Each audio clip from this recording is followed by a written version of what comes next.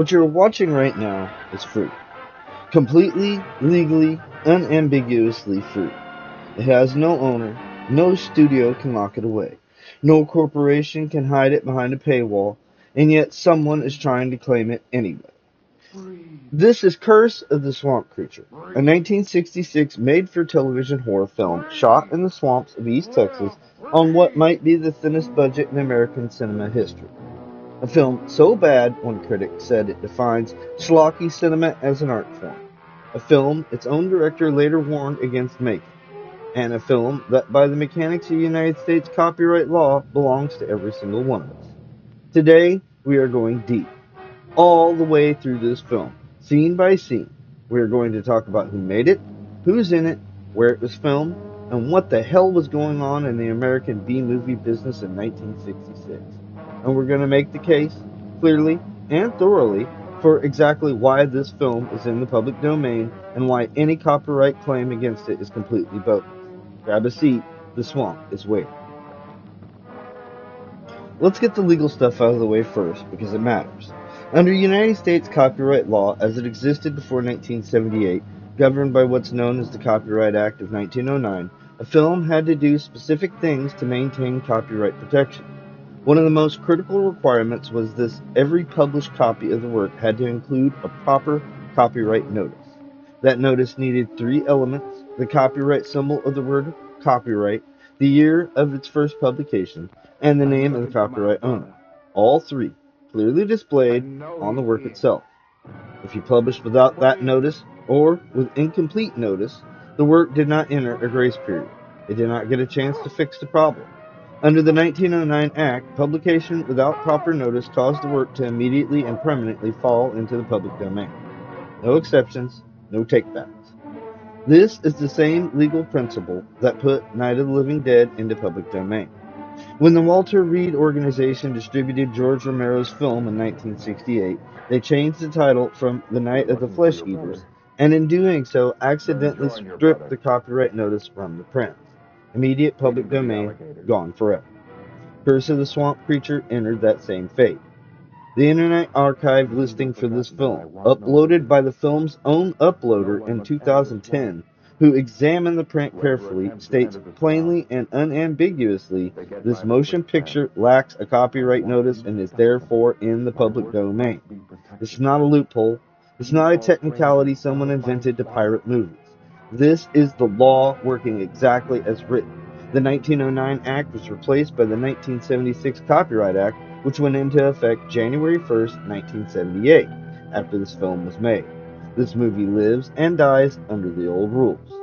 Azalea Pictures, the production company Larry Buchanan used for these AIP television films, was a small Dallas-based operation running on shoestring budgets. They were not the most careful administrators of copyright formalities. Several of the Buchanan AIP pictures ended up in the public domain for precisely this reason. So if you received a copyright claim on a video featuring this film, especially from an entity claiming to represent MGM or any successor company, that claim has no legal foundation. The original copyright was never properly established. There is no valid copyright to transfer, sell, or claim. The work is public domain, full stop. Now that we've established that, let's talk about where this movie actually came from. To understand Curse of the Swamp Creature, you first have to understand the man who made it. Larry Buchanan, born Marcus Larry Seal Jr. on January 31st, 1923, in Mexia, Texas, was orphaned as an infant and raised in a Dallas orphanage. That's not a metaphor. The king of Texas B-movies literally grew up without parents in a children's home in Dallas, and he went on to become one of the most fascinating, terrible filmmakers who ever lived. He started making his own movies in the early 1950s, producing, writing, editing, and acting in them himself, beginning with something called The Cowboy in 1951. He was a one-man band, a cost-cutting machine, a man who looked at a $35,000 budget and saw not a limitation, but a creative challenge. He titled his 1997 autobiography, It Came from Hunger, and that title tells you everything. Hunger drove him. Hunger made him. Through the early 1960s, Buchanan built a reputation directing exploitation films. Business. Movies Business. about taboo subjects that the big And studios what wouldn't touch. business are you in? Free, White, I'm and the 21 bookkeeper. in I work in the motel 1963. office. High I Yellow in see. 1965. You look The like a New York bookkeeper. Times, in its I should have obituary guessed. for Buchanan, described his work this way.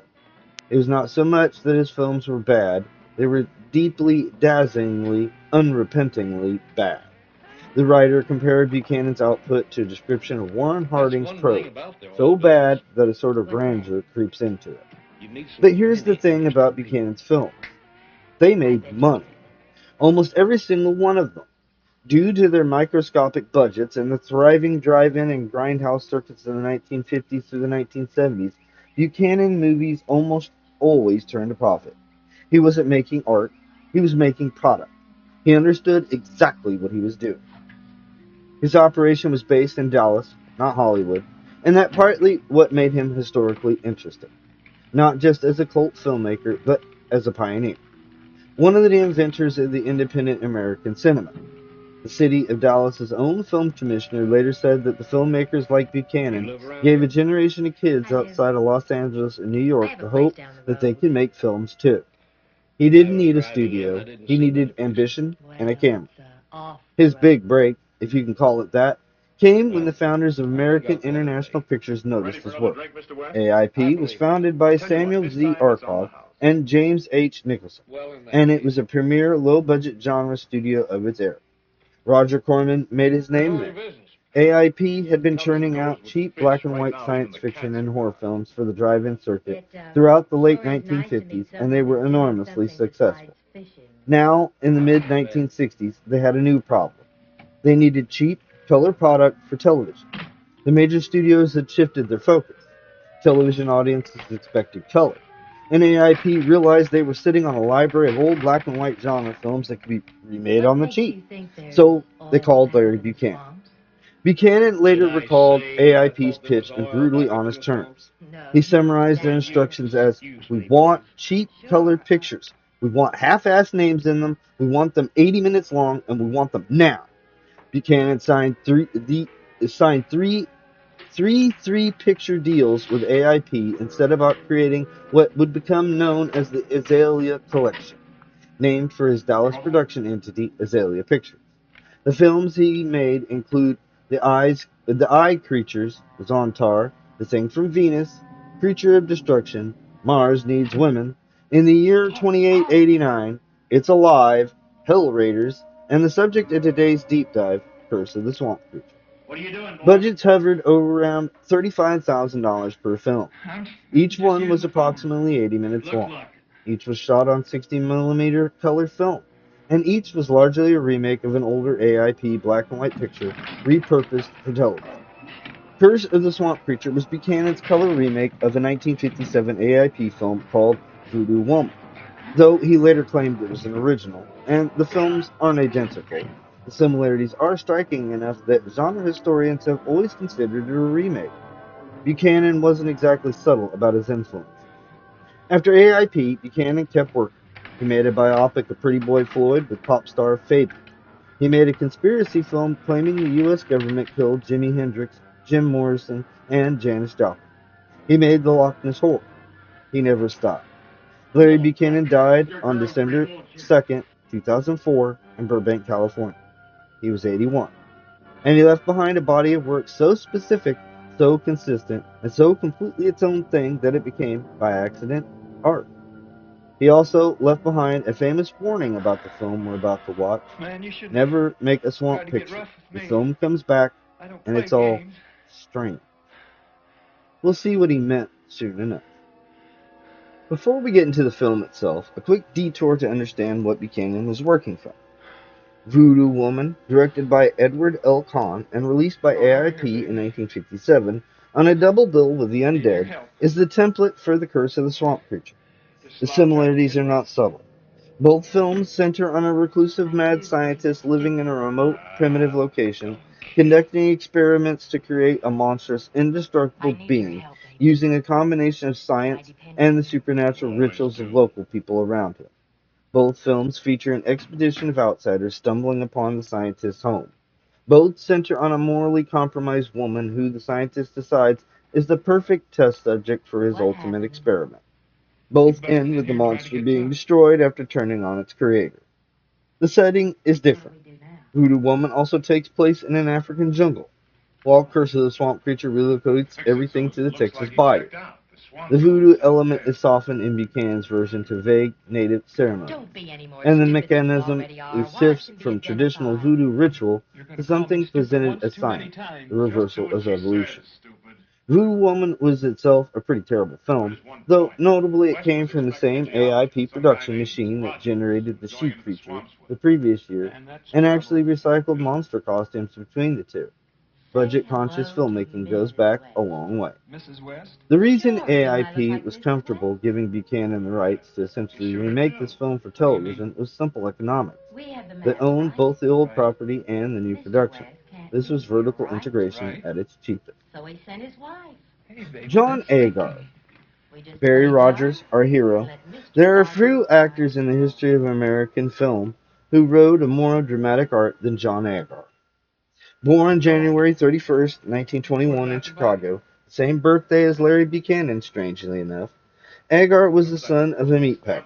He served in the Army Air Forces during World War II as a physical fitness instructor and met Shirley Temple in 1943 when he was asked to escort her to a Hollywood party. They married in 1945. That marriage to America's most famous child star and David O. Selznick's decision to sign Agar to an acting contract as a result launched his career.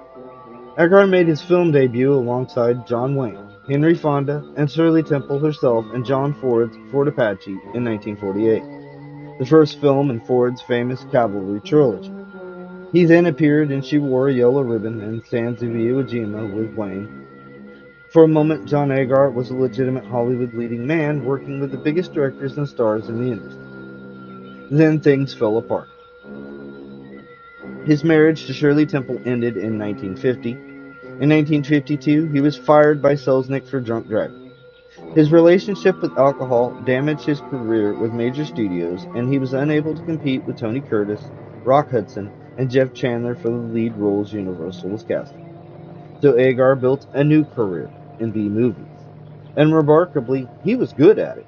Or at least he was consistent, dependable, and professional even when the material was anything but. He became a staple of 1950s sci-fi horror, Tarantula, Revenge of the Creature, The Mole People, The Brain from the Planet Eros. Mystery Science Theater 3000 later featured several of his films. He became a cult figure. By the time Buchanan cast him in the Azalea pictures, Agar was the half-assed name AIP wanted in these films. He appeared in Zontar, The Thing from Venus, Curse of the Swamp Creature, and Hell Raiders for Buchanan. His performance in the film has been described as a block of wood, which is both accurate and, in context, not entirely his fault.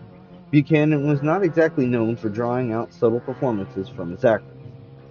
What's notable about Agar is that he never seemed bitter about the B-movie career. He said later in life, "I don't resent being identified with B science fiction movies at all. Why should I? Even though they were not considered top of the line, for those people that like sci-fi, I guess they were fun. My whole feeling about working as an actor is, if I give anybody any enjoyment, I'm doing my job, and that's what counts."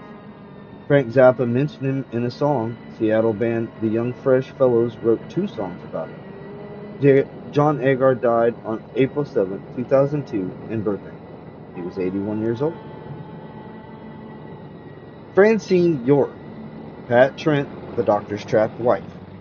Francine York, born Francine Yerrick on August 26, 1938, in the small mining town of Aurora, Minnesota, was, by any measure, a far more successful actress than this movie suggests.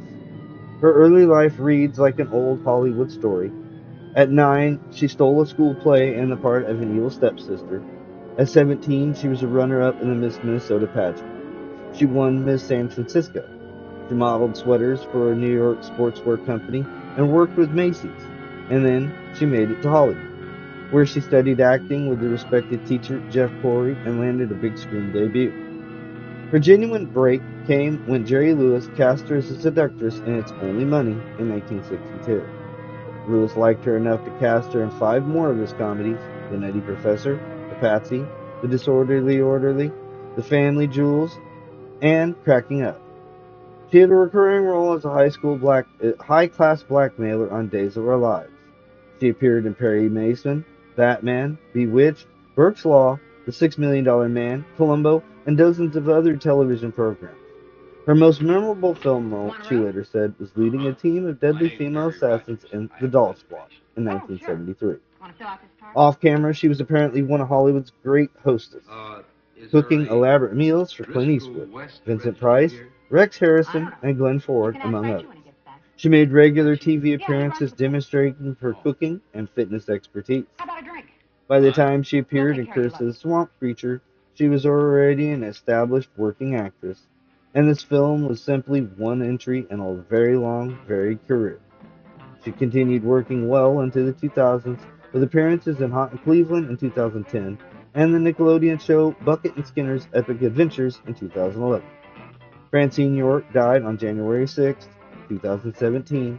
She was 78. Jeff Alexander, Dr. Simon Trent, our mad scientist. Jeff Alexander plays the villain, and he is, without question, the most memorable thing in this film. Critics from every direction have taken note of his performance.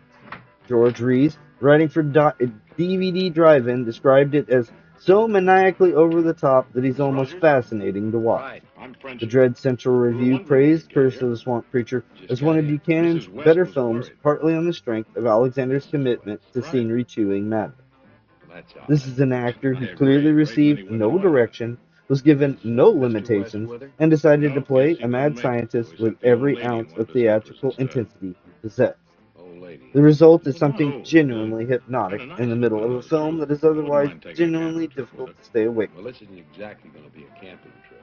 Yeah, well, she wanted to get an early Bill start. Thurman, She got a boat and a Driscoll guide all West, set. the Swamp Creature. I'd like to see Mrs. West. Bill Where is Thurman she? appears in I the think film she's in a back in the dual office. role of Driscoll West and ultimately the transformed Swamp Creature itself. Thurman was a Texas actor who worked with Buchanan on multiple You're in room occasions and 10. had a Your long luggage is career in already in regional here. film and All right. television, Oh, including a Mrs. role as West, Deputy this is Winslow in Mr. Rogers. 1974 Hello, Mr. film The Rogers. Town That Dreaded Sundown.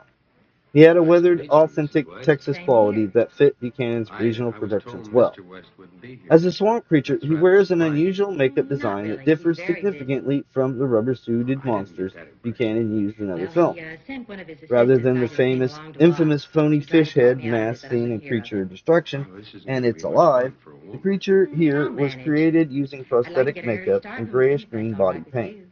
The Fine, result you're is the a boss. bald, Not really. It's spock-eared all in your being with hands. protruding, See you about 6? slit-pupiled eyes made from something Oh, resembling you ping do pong have balls. the right clothes. In a film that Here. promised an underwater terror This has from got to another be the age on his strangest poster, job I've ever been on. the creature Wait till you get appears in for the less than swamps. 5 minutes at the See you in the very end of the morning. film, and those scenes take place underwater.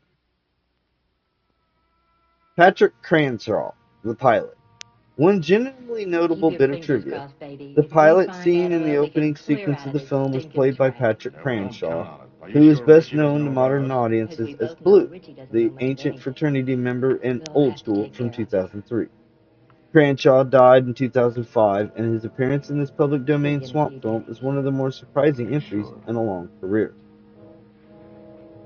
Curse of the Swamp Creature was filmed on location in and around Caddo Lake, Texas, specifically near the tiny community of Uncertain, Texas, whose name alone is practically a directorial note. Caddo Lake sits on the Texas-Louisiana border in East Texas. It is the only naturally formed lake in Texas and is genuinely spectacularly strange. A vast labyrinth of cypress trees draped in Spanish moss, still water thick with vegetation, and an atmosphere that feels more like the Louisiana bayou than anything you'd typically associate with Texas. It is otherworldly. It is beautiful. It is, in short, exactly what you want as a backdrop for a creature feature. The Flying Fish Lodge, visible in the film's early scenes as the airstrip where our expedition arrives, still exists at the time this was written and remains one of the most recognizable real-world locations from the film.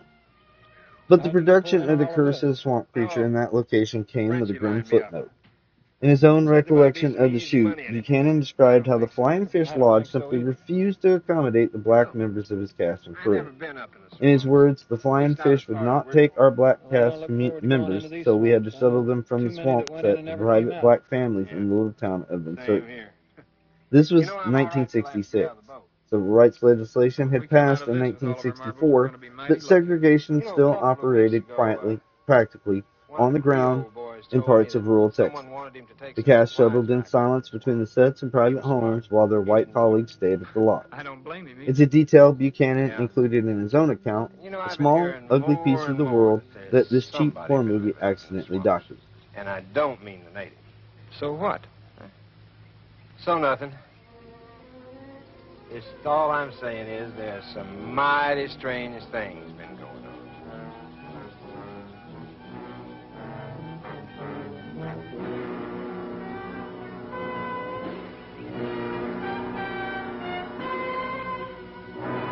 Looks like it ought to get us there. Oh, yeah, it'll get us there, all right. Only trouble is, if we get out, we may not get back.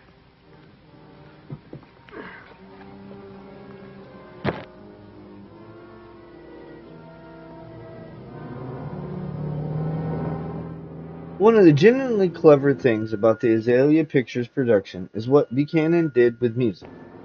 He didn't commission original scores, he licensed existing ones. Specifically, he reused music composed by Ronald Stein for earlier AIP productions. Curse of the Swamp Creature uses Stein's music from two prior AIP films, It Conquered the World and Invasion of the Software Men, both from 1957. This was standard practice for the Azalea Pictures: pull an existing library score, reuse it, save money. The music is perfectly serviceable, 1950s sci-fi horror atmosphere, and Stein was actually a legitimately talented composer whose work deserved better than being endlessly recycled through these television remakes. But there's a poetic quality to it.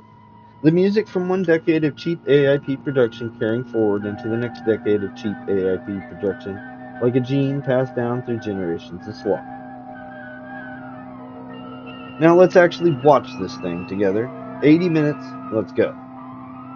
The film opens with an establishing shot at a small airstrip, the Flying Fish Lodge in Uncertain, Texas, though we don't know that yet.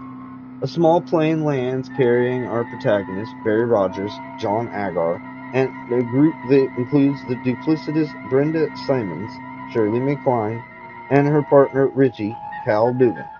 They're presented as oil survey expedition heading into deep swamp. Right away, notice the editing. Buchanan's signature style, what reviewers have described as shots cut together that no rational mind can possibly connect to each other in either space or time, presented as different angles of the same scene, is on full display. The geography of the airstrip makes no sense. Shots don't match. People appear and disappear between cuts. This is not an accident or a choice. This is what happens when you're shooting fast and cheap and don't have the coverage you need to edit properly. The pilot is played by Patrick Cranshaw, yes, future Blue from Old School, in what is a blink and miss it appearance. Jan Agar looks like he knows exactly what kind of film this is. He is, as one reviewer put it, a block of wood. Not because he lacks ability, we know from his John Ford films that he had real presence, but because there's simply nothing for him to push against here. The script gives him nothing. The direction gives him nothing. He stands where he's told and says his lines.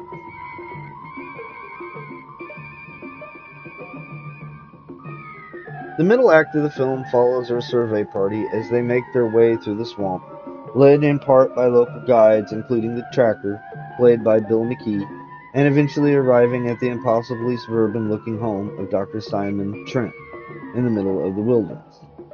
Note the guides.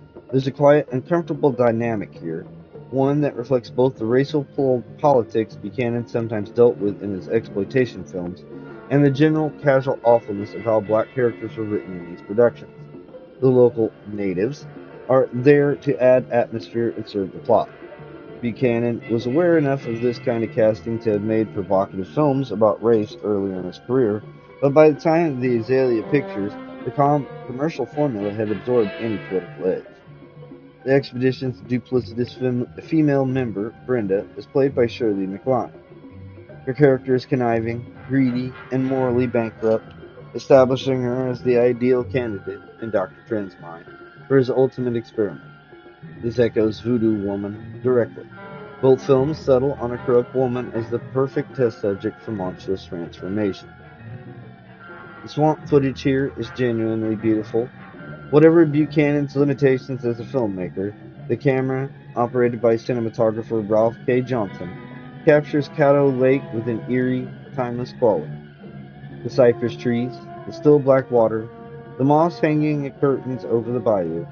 It's exactly the kind of haunting Southern Gothic atmosphere that later films would spend millions of dollars trying to recreate.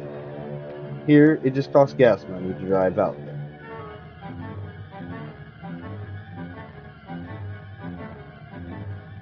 The expedition eventually stumbles upon Dr. Trent's home, and this is where the film gets genuinely surreal.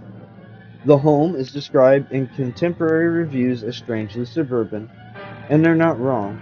In the middle of a Texas swamp, Buchanan has his production designer create something that looks like a perfectly ordinary split-level ranch I'm house glad you from a questioned my Dallas work, neighborhood. Tom. There's a covered If I swimming didn't pool. question my teacher's There's work, I domestic wouldn't be here furniture. today. The lab equipment has Man has to half-hearted look find of the every answers, mad right? scientist set on television in the Of course. 1960s. But it gets to Beakers, be, bubbling tubes, the usual. well, sir, in The med swimming school pool we is used worth noting because animals, it but The serves a best study specific of narrative man purpose. is man Trent himself. feeds It's his simple as failed that. experimental Now, this subjects is to the the ivory alligators tower. he keeps in it. Go This back is to how the the film laboratory after establishes your work stakes. tonight. Trent's victims I've don't had just about die, enough. they I'm disappear the into a one who pool full of says when alligators, someone has had which in enough. the Texas bayou is both Tom, I practical can and see now thematically this work is appropriate going to be disposal too method. much for you. Here is where the film becomes worth watching. Jeff Alexander as Dr. Simon Trent is one of the great unhinged villain performances of the 1960s television horror. This man is not acting in the same film as anyone else. He is operating at a frequency that no other actor in this production is receiving. He sneers, he rages, he monologues. He treats the Somebody's other coming actors here. as furniture to Are be you sure? dramatically arranged Yes. around himself. They started into the swamp this morning. He is absolutely, Your drum sincerely idea committed has to every proved second itself of his again. screen time. Incredible. The character himself Wonder is what they're drawn doing in the around broadest here. strokes of the mad scientist tradition. Brilliant, Well, it's highly unlikely resentful, that they'll cruel find to my his little wife Pat, retreat. Francine York, But if contemptuous they of the do, local people he I must play experiments the on, good host and driven by mustn't I? a specific scientific obsession, the reversal of evolution. Trent believes that by inducing de-evolution in a human subject, he can create a being that is indestructible, virtually immortal, beyond human frailty. His wife Pat knows what he's doing and is essentially his prisoner. Francine York gives her quiet dignity that reads well against Alexander's operatic excess. She's clearly waiting for a chance to escape. Well, this is as far as we When can go, Brenda, the folks. expedition's corrupt From here member, on in, falls we into Trent's do it the hand, hard way. he sees his perfect opportunity. The experiment that failed on weaker subjects will succeed on someone whose morality is already compromised. That's the film's peculiar logic. Evil makes for better monsters. Before Trent can conduct his experiment purely through science, he uses the local ceremonial practices, vaguely labeled as voodoo in the film's tradition from Voodoo Woman, as part of the process. The ceremony sequence is one of the more uncomfortable parts of the film for modern viewers. A group of black performers enacting ritualistic dances on atmospheric background for the white I scientist's forgot to purposes. tell you that we may The have some scene is visitors. doing exactly what the Oh, 1957 Simon, you're Voodoo Woman kidding. did, Hardly. transplanted from an African Darlene told jungle me to this a Texas afternoon that swamp. some The intruders have been native spotted. ceremony exists to give the monster its supernatural All foundation. right. It's the Not formula of the intruders. era, and it carries all the Visitors. problematic baggage that formula Oh, I carries. hope they do come. I haven't seen The anyone for such a experiment long time. sequence, where Brenda is Marcy? Sit transformed down. in the bubbling, I want mist-filled to talk tank, to you. is by far the most scientific section of the film. The actual I know that you're going to have to transformation refrain happens from it this largely time. off-screen, I know that you glimpsed don't in partial understand or shots. appreciate my work. Buchanan understood that his budget could But if we not do have create visitors, convincing we transformation mustn't let them effects, know that we have so he problems. wisely keeps most of it obscure. After all, what goes What on we here see is is Brenda going sensitive into the business. tank. Do we What understand? emerges is glimpsed only in shadows and Yes. partially reveals through this portion of the Good. film, building, in theory, to the Doctor, final I reveal mastered it. of the creature. Look at that. This is actually smart filmmaking in its own modest way. Restraint, economy, letting an imagination do the work. That gill transplant is as fine as any I can While do. Trent is consumed Very with his good. experiment and his plans for revenge on the You world, believe that we could Pat, do the gill Francine York's transplant on other character, animals as well maneuvers as to we help did it the on the remaining crocodiles? expedition members understand what they're dealing with and find a way out. Doctor, She I was represents thinking, the film's only true just the sympathetic work that you've character, done with and the York gives her crocodiles and every ounce taking of them back warmth and along the intelligence the evolutionary script path and permits. making them into fish would be Barry enough to win Rogers, you world Agar, acclaim. our nominal hero, Yes, spends much of the McLean. film being less That's heroic than nothing. you'd ideally want. The character is You reactive create life. rather than active. To move it He at will up responds and to down things the that happen evolutionary around him path. rather than driving the plot. This is a That's so Buchanan good. pattern. The Something I hero don't think in you an quite Azalea appreciate, picture is Tom. often just the That's all person for who happens to tonight, be Tom. standing there when things Good resolve night. themselves. And then finally, after 75 minutes, the creature arrives. The poster billed it as underwater terror from another age. The studio promotional materials leaned You're heavily on the ready. monster. And what we get in the final 5 minutes of the Awake. film is a bald, green painted The figure sound of with my voice prosthetic is your ears master. and ping pong ball eyes, wearing Get what up. appears to be a hospital gown, lurching around a swamp set. The creature turns on Trent. This is Get the up. inevitable logic of the mad The scientist world movies. awaits you as The my thing you first create citizen. destroys you. Trent gets what's coming to him. The monster is not underwater, not once. No scenes take place underwater, despite the promotional promises. The creature exists for less than 5 minutes of screen time, and then it's over. Buchanan was later Now, asked about the creature's minimal appearance. His now, general approach to his monsters in all the Azalea everything was pictures was functioning consistent. perfectly. Build the anticipation, spend What as little happened money as this possible on the time? payoff, and get it over with before the audience slips too close. The film wraps with a kind of hurried resolution typical of the Azalea pictures. The villain is dead, the creature is destroyed. The surviving expedition members can leave the swamp. Pat is free. Barry Rogers has done vaguely heroic things. Credits roll. It's not a satisfying ending in any conventional narrative sense, but the film was never built for narrative satisfaction. It was built to fill an 80-minute television slot with genre promise and a recognizable name in the cast, and by those metrics, it does exactly what it sets out to do. Basically, it was something to watch on a What is Saturday it? afternoon. I'm frightened. The critical reception at I Curse of the can't Swamp sleep too Creature good, is and I remarkably think I hear consistent. snakes crawling. Everyone agrees It's it's just your bad, and the imagination, interesting Mrs. part is how West. they describe the badness. Very.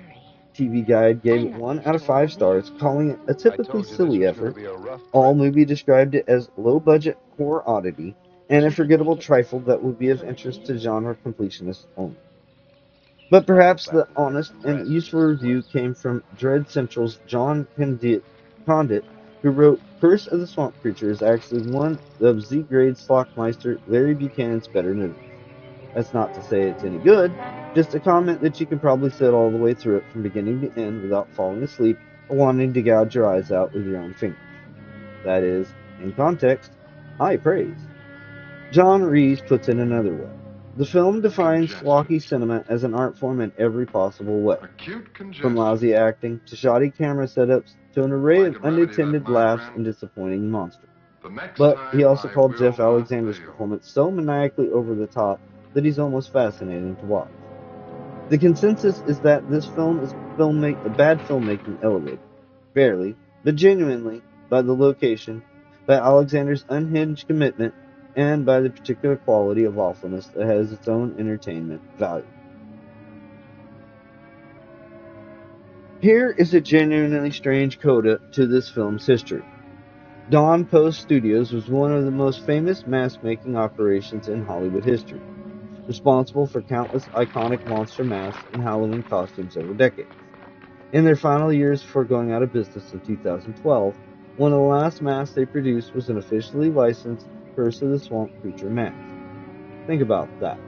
This film, made for $35,000, shot in a Texas swamp with a cast that included no one who knew what they were doing, featuring a monster that appears for less than 5 minutes and which lacks a proper copyright notice and therefore belongs to the public, was considered notable enough by the premier Hollywood mask making studio to be among their final products. The creature entered the canon, briefly, in its own strange way. Larry Buchanan's Azalea pictures were not supposed to matter. They were product. Cheap, functional, forgettable product made to fill television slots and satisfy contractual obligations. The films were shot fast, edited faster, and sent out into the world without much ceremony. And yet, they became something. The Eye Creatures, Zontar, The Things from Venus, Mars Needs Women, It's Alive, Curse of the Swamp Creature. These titles are not remembered because they were good. They're remembered because they were specifically, exuberantly bad. Bad in a way that is entirely their own. Bad in a way that reflects a particular moment in American popular culture. Bad in a way that is honest about what they were trying to do and cheerfully indifferent to failing at it. Zontar acquired a cult following. Its fans called themselves Zontoids and produced a fanzine. Mars Needs Women became a cultural shorthand. Multiple bands wrote songs about John Agar. Mystery Science Theater 3000, the show built entirely on the idea that bad movies are worth watching and worth honoring, made multiple canon-adjacent films central to its canon. The Dallas Film Commissioner later pointed to Buchanan's work as a founding document of the Texas film industry. An eccentric, cheap, half-assembled founding document, but a founding document nonetheless. And here's the thing about public domain. It is the great democratizer of film history. When Night of the Living Dead entered the public domain, it stopped being just George Romero's movie and became everyone's movie. Studied in film schools, streamed freely, remixed, quoted, preserved in 100 different digital forms. The same is true, in a smaller way, for the Azalea pictures. These films belong to everyone now.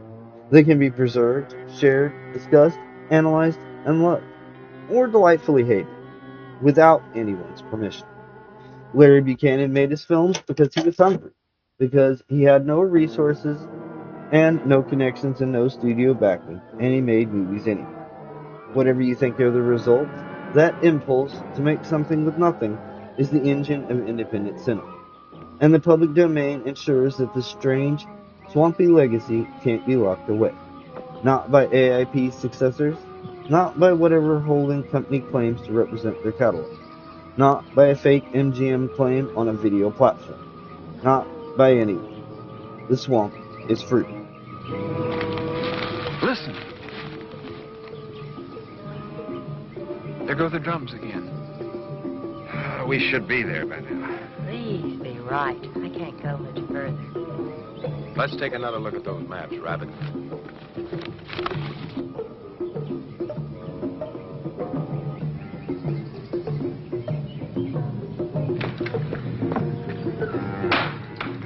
I can't keep the folks controlled much longer, Doctor. They're getting curious. Who are they? That is the last boy's father. He heard his son had been seen here. I couldn't stop him from coming. I'll talk to them.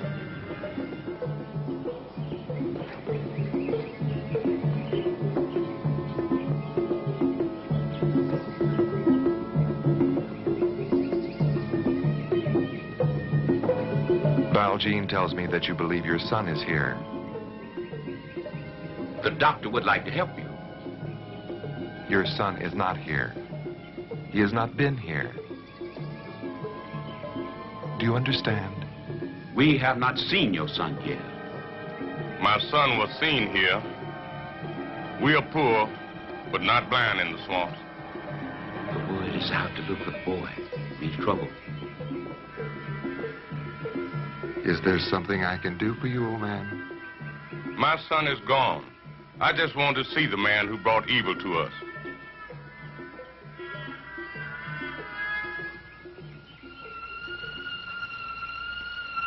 I pay you well to keep things like this from happening. Maybe I should get somebody else for the job. I do my best, Your Doc. best is not enough.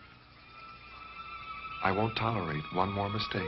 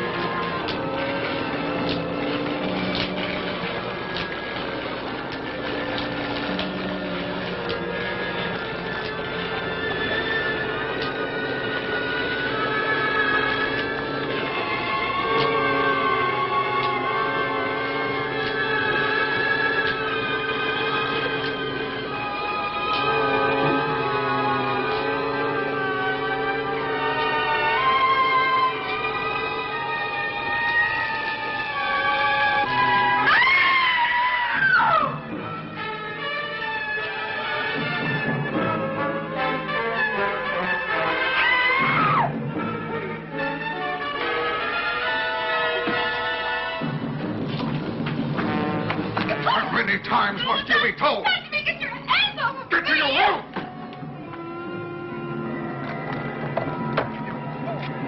Can't you do a simplest job? I just dozed off. Idiot.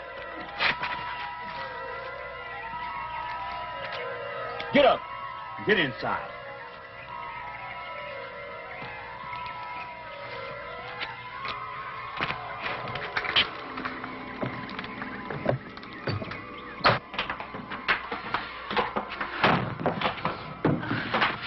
Get out of here. Leave me alone. You're going to listen to me. You killed Tom. Tom is not dead. Now you listen. Tom is not dead. He volunteered for the final experiment. Oh, that's a lie. He'd never volunteer for that. Who'd want to be turned into one of your pet monsters? Don't you ever say that. You've always been too young and too stupid to understand my work. No, not stupid. Just too wise to condone what you've done. I'm afraid, my dear, that you're going to put me in a very bad position. Then why don't you kill me right now? Kill you? I've no intention of killing you.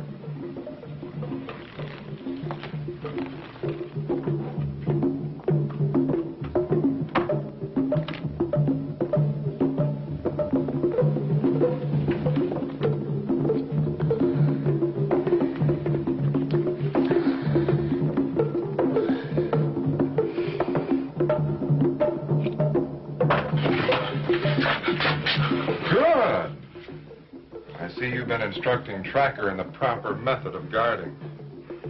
Will there be anything else, Doctor? No, that's all.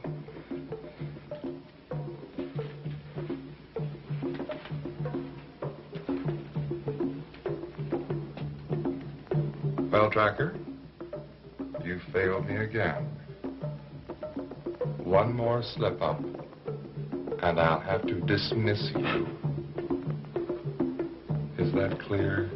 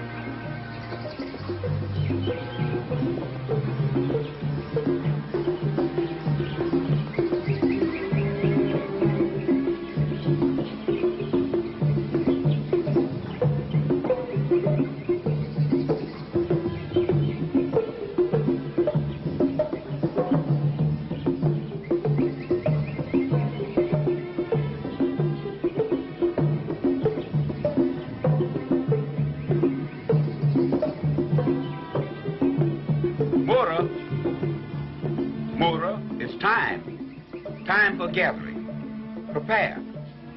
Send the word. See that I'm not disturbed. I must ready myself.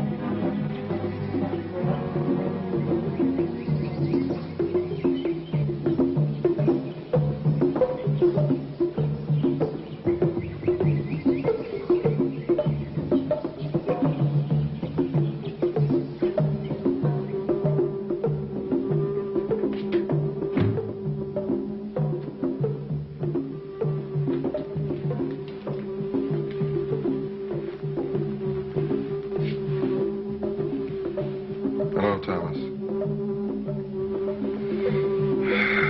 At last, you're going to contribute to science. Everyone has his place in the field of research.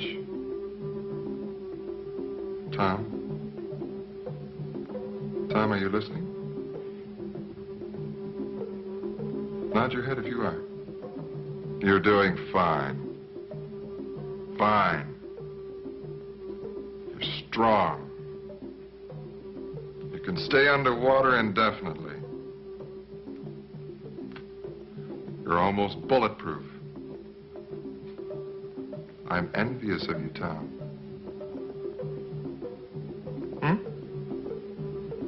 Are you hungry? How clumsy of me. Let me get you a snack.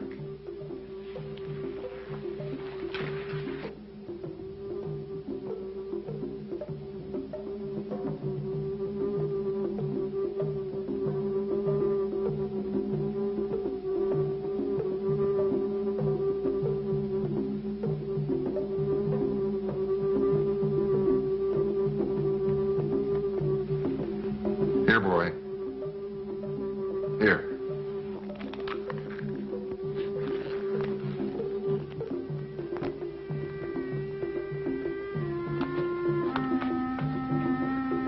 Tracker. Tracker. Can you hear me? Tracker, please help me. I've got to get away. Oh, I'm going to go crazy if I have to stay locked up here anymore. You're the only one that can help me. Tracker. Tracker, can you hear me? Look, I know that he doesn't treat you any better than he does me. We could both get away tonight. Oh, Tracker, please, please listen to me. Help me. Tracker.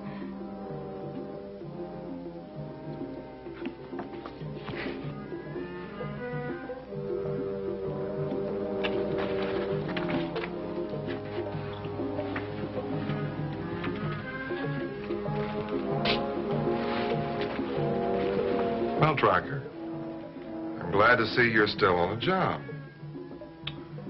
Those intruders are worrying me. Go and find them. I can't afford to have them snooping around here unless I know exactly where they are. Perhaps it would be best if you brought them here. Yes, sir.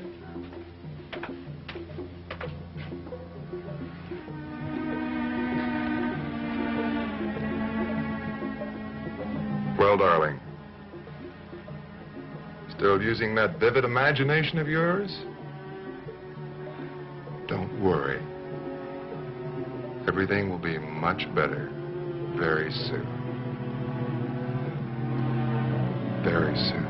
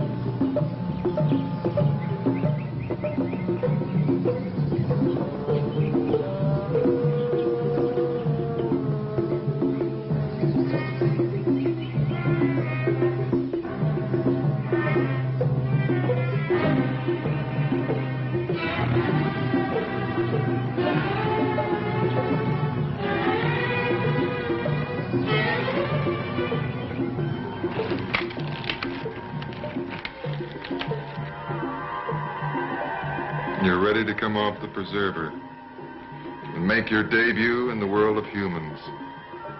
My beautiful, indestructible fish man.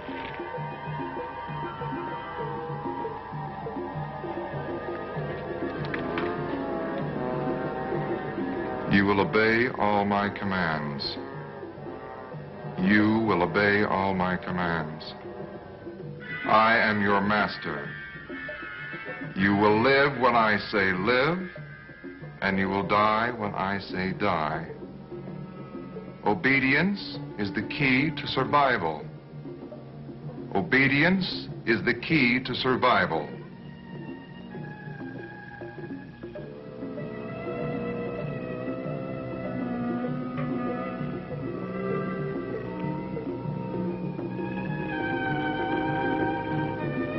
What is it?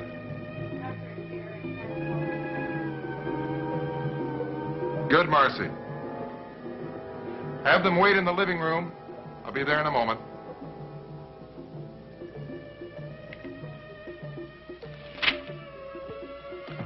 Hey, this is quite a layout. Would you believe it? Look at a crazy fan. Yeah, this is all right. What's a doctor doing way out here? Can't imagine, unless he's taking care of the natives around here.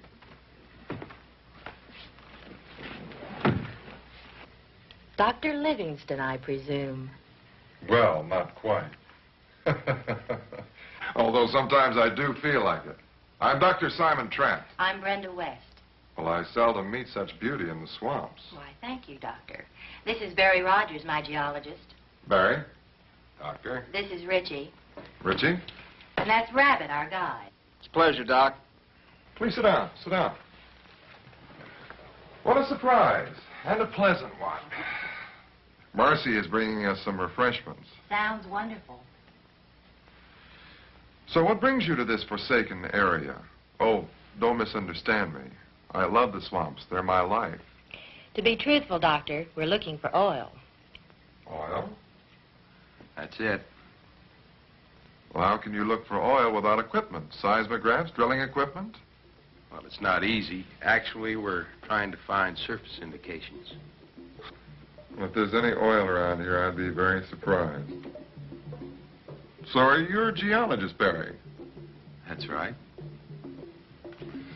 We have a great deal in common.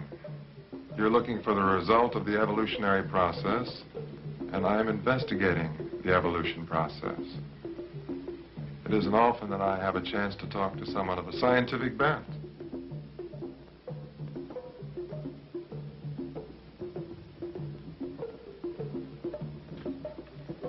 You work here alone? For the most part. Well, my wife is with me, but she's not well. She contracted a fever in the tropics, which she's never quite recovered from. Oh, that's unfortunate.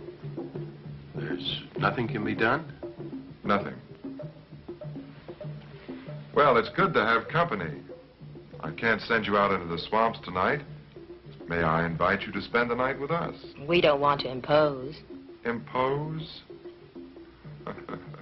Don't be silly. Now, we only have one guest room. That's for you, Brenda. And we can put some cots in here for the men. Well, anything's better than that cold, cold ground. Now, let me show you my pride and joy. An indoor shower. It's the only one for 50 miles. And I have my own little power plant. Come along, come along. The cistern on the roof is full. When you want a shower, pull the chain. It works. That's what counts. That's my wife's room. She walks in her sleep when the fever hits her, so I keep the door locked from the outside. Well, she could very easily wander into the swamps. Simon, Yes, dear. who's with you? She's just finished her nap. We have company, dear. I'd like for you to meet them. We'll be in the living room. Why don't you dress for dinner?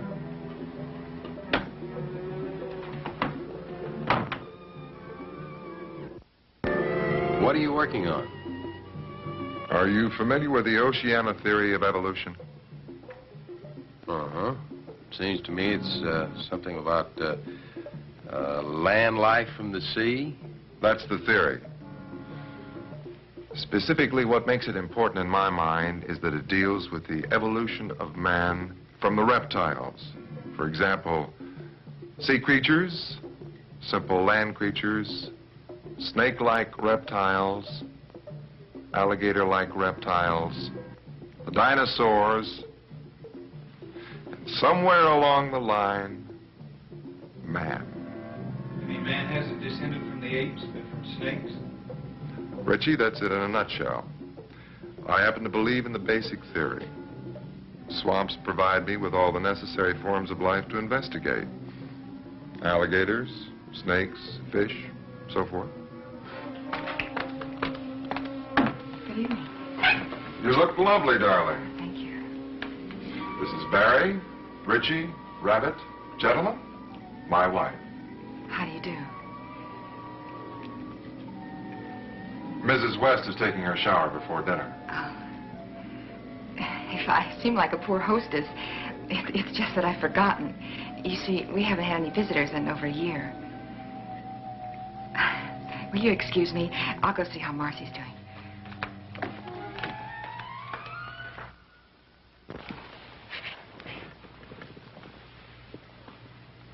You certainly have a lovely wife, Doctor. Yes. Yes, she is. But I'm afraid she made a bad bargain when she married me.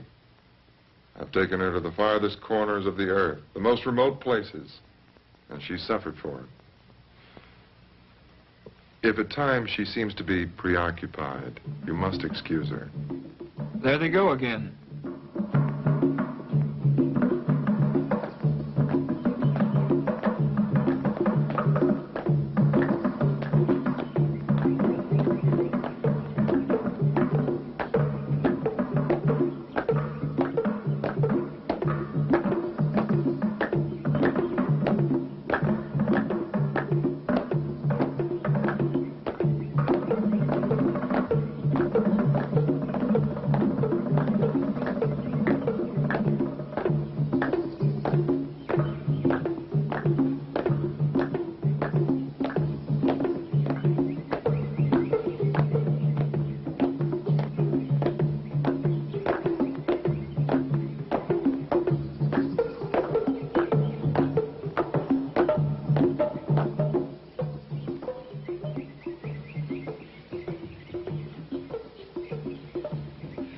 Man, I'll be glad when we get out of here. Yeah, me too. I don't like it. Say, that old doctor sure got a fine-looking wife. I noticed. I noticed you noticed. Well, guess who?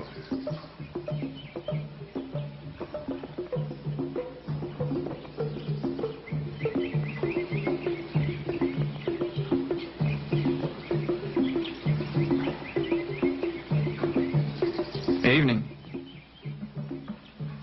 What's up? Smoke? You work for the doctor? What's your job? Say, you sure are a talkative fellow. What's all the drumming about? Say, man, what's all the drumming about? When there's something to be done, all the folks get together. They talk it over? They do more than talk it over. You ever heard of snake magic? No. These people worship snakes. They have this dance. What about it? That's all. What kind of dance? It's not my place to tell you about it. Let's go see. Can't do that. Why not? If they caught us, it would be bad. Well, I'll take the chance. You take the chance. Count me out. We're wandering around out there at night. Come on, let's go see this snake dance.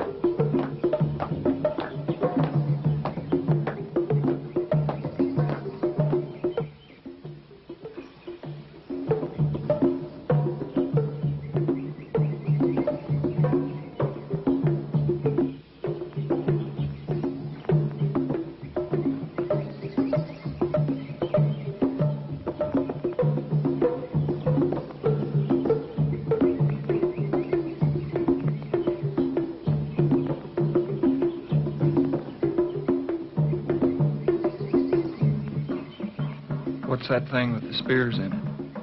That's your friend, What friend? the doctor. Dr. Trent? They killed him? Looks like it. What for? What's going on? Well, I'm about ready for bed. Didn't realize how tired I was. I suppose you want to get started early in the morning? Well, there's no use holding off the inevitable, Mrs. West. So early. But don't let me be selfish. I could keep you up all night. I just can't tell you how wonderful it is to have people around again. Can I get you anything before bed? No, nothing for me, thank you. I don't believe so. Good night, Barry. Good night, Mrs. West. Hope the drums don't keep you awake. Nothing could keep me awake.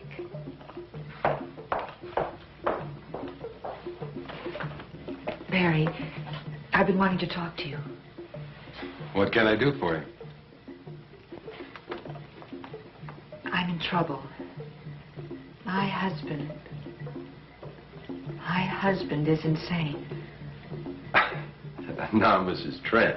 Please listen to me. I know that it seems like a wild accusation, but it's true. I find your story hard to believe. Hard to believe. Then why don't you go in there and see for yourself? Look, I can't just walk in there. If the doctor wants to take me in, all right. He'd never allow that. Things have gone too far already. Well, I don't see what I can do. After all, I can't interfere in his business. I'd hoped you would help. There is no one else.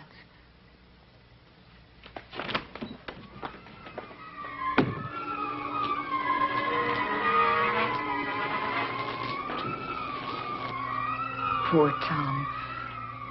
You believed in his work. This is your reward.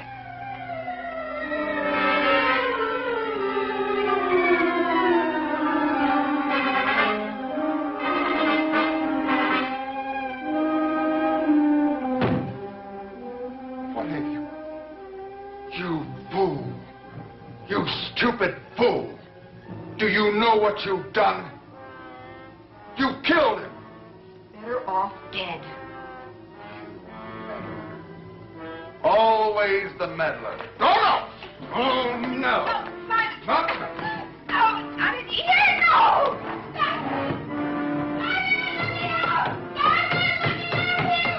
Perhaps in there you won't cause trouble until I can deal with you. This is the evil one. See before you the evil doctor that is such shame and suffering to us.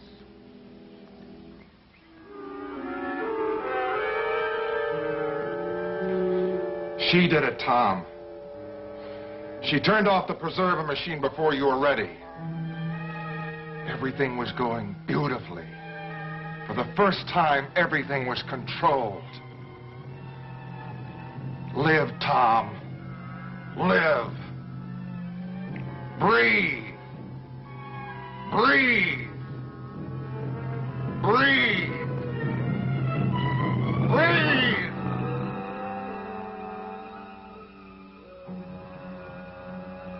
Richie! Richie!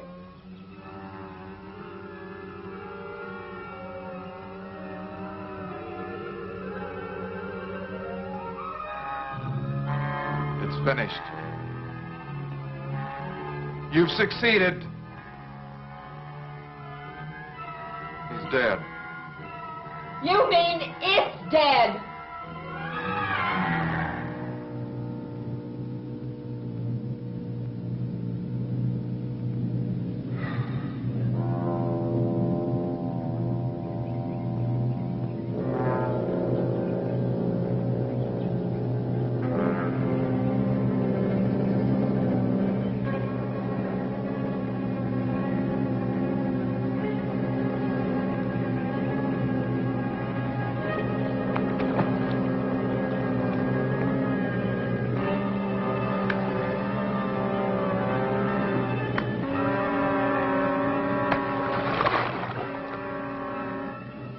Goodbye, Tom.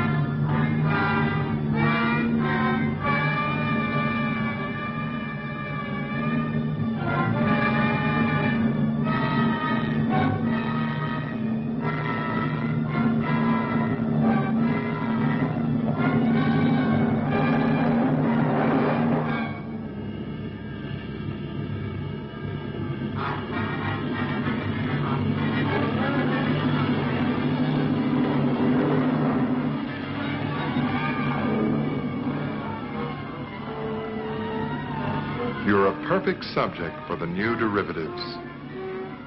My dear Mrs. West, I believe you will be an instantaneous transmutation.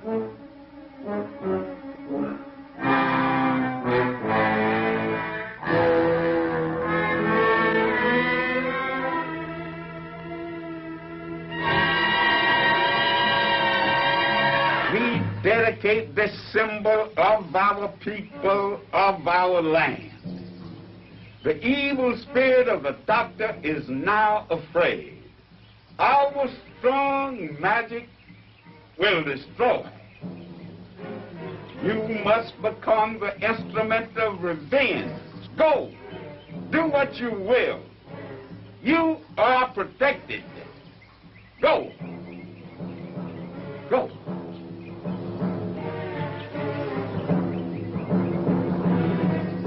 I have work to do now. Stay away from the river. And watch out for the quicksand. Yeah. I have a little work in mind, too.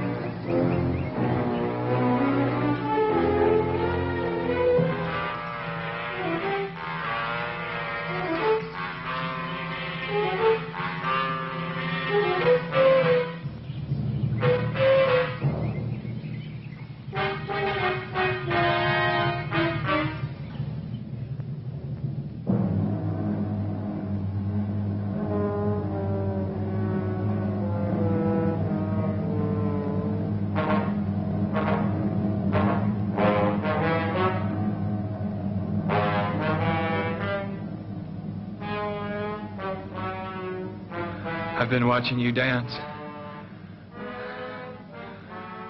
Be good, baby. There's nobody here but us chickens.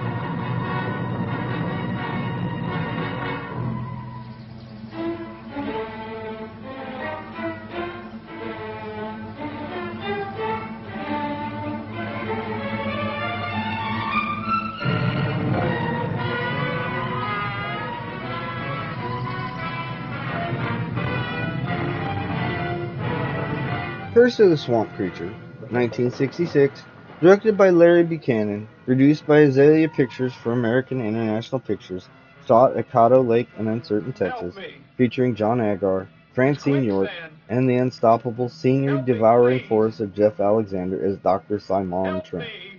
A film with no valid copyright, a film that belongs to the public.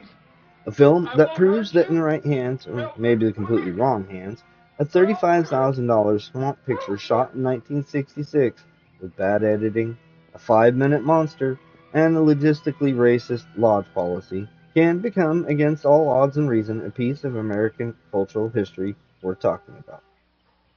Never make a swamp picture, Larry Buchanan said. Thank God he didn't listen to himself. This has been Felix Lubezki for us all tonight.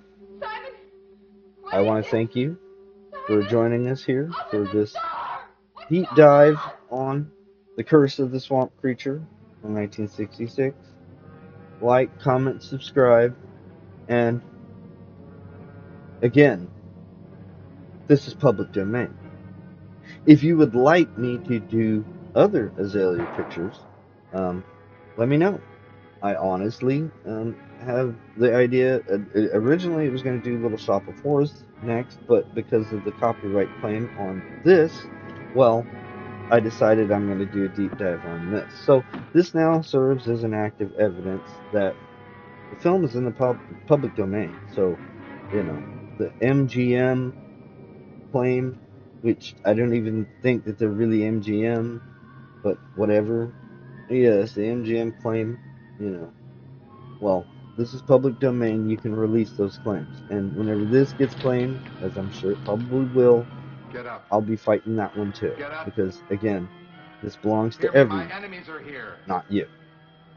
Get up. Obey me. Good night. There are enemies to be destroyed. Come. Come.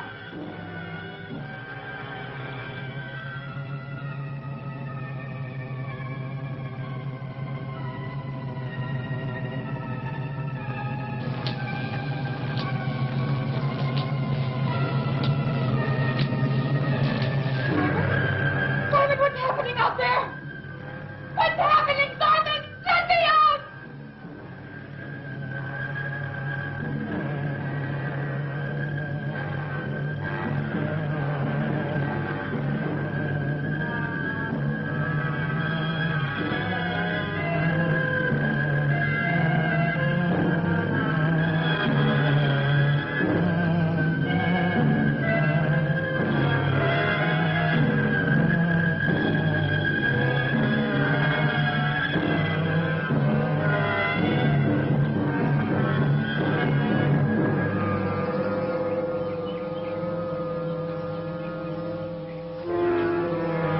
Mrs. Trent!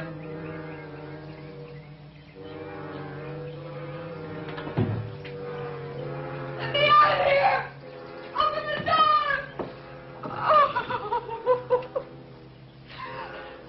I don't know what's going on here, but there's a crowd out there that's in a killing mood. We got to get out of here. Simon, he's insane. He's created monsters. Kill them. Kill them.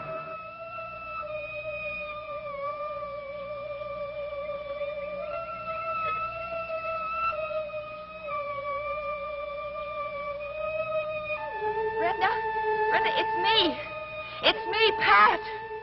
You mustn't go on. I know that it was Simon that did this thing to you. Brenda, you mustn't listen to him. Look at yourself. You were a beautiful girl, Brenda. He's destroyed you like he's destroyed everything else that he's touched.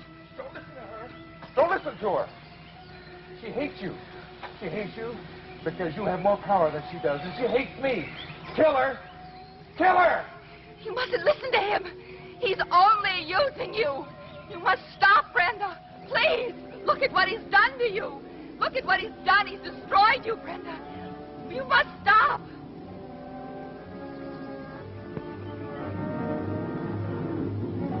No. No.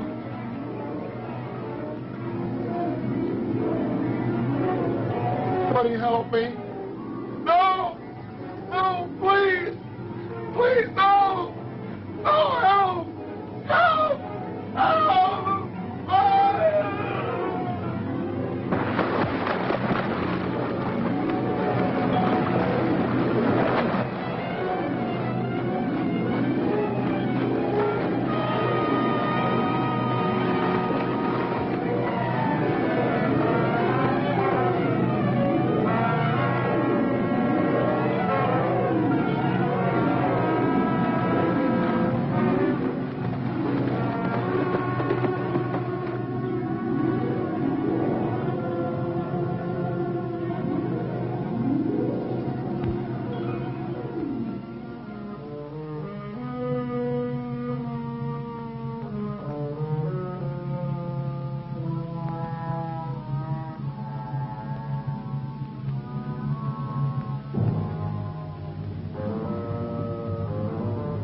Thanks again, Rogers. We have your statement and your address.